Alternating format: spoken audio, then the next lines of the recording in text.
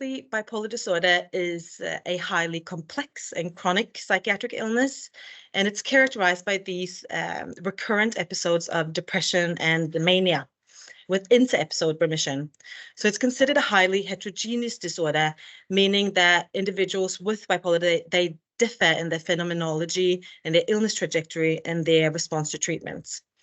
So with regards to this clinical presentation, individuals who meet the diagnostic criteria for bipolar disorder, they can show vastly different symptoms, including differences in the severity of mania or hypomania, presence versus absence of mixed features, anxious distress and psychotic symptoms, late versus early illness onset, and so on.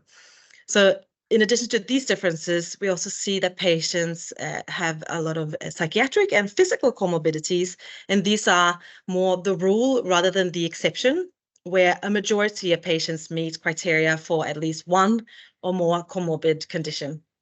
And particularly prevalent comorbid conditions include substance use disorders, anxiety disorders, as well as cardiovascular diseases, with differential patterns of comorbidities being associated with a more complex illness progression, greater illness severity, and a worse long-term outcome, including a high frequency of suicide attempts and self-harm, suboptimal response to treatment, and so on.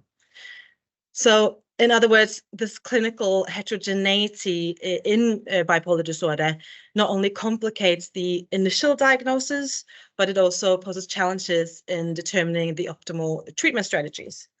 So it's likely that these apparent subphenotypes of the disorder, they have different causes of illness and different prognosis and treatment response. Yeah, so conventional treatment in bipolar disorder includes both pharmacotherapy as well as psychotherapy. But we know that about 60% of patients, they relapse into a depression or mania within 2 years of their treatment initiation, which then suggests that this treatment is suboptimal. And there's a growing call for a paradigm shift towards precision and individualized psychiatry. So personalized medicine, this seeks to integrate these clinical pathological features with multiple levels of information, such as genetic and epigenetic markers, neuroimaging markers, and so on. And we can use this then to develop targeted diagnostic, prognostic, and therapeutic strategies that are tailored towards each individual patient.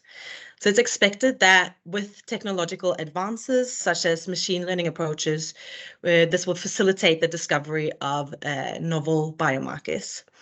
But currently, however, clinical history and presentation remain the most reliable prognostic markers in bipolar disorder. And examples of these include age of onset and predominant polarity, as well as cognitive difficulties. So if we look at cognition as an example, data-driven analysis show that there's a subgroup of patients that exhibit widespread cognitive impairments, and these persist longitudinally over time, and they are associated with a more adverse course of illness, including heightened risk of relapse, hospitalizations, psychosis, as well as lack of improvement in functioning over time. So if we use objective cognitive screening tools in a clinical setting, this can then help identify those patients who have cognitive difficulties, who are then at higher risk of disease recurrence and progression. And these individuals will then benefit from interventions addressing their specific cognitive impairments, which may reduce the risk of adverse illness course, including future hospitalizations and relapses, then ultimately enhancing patients' quality of life and promote full functional recovery.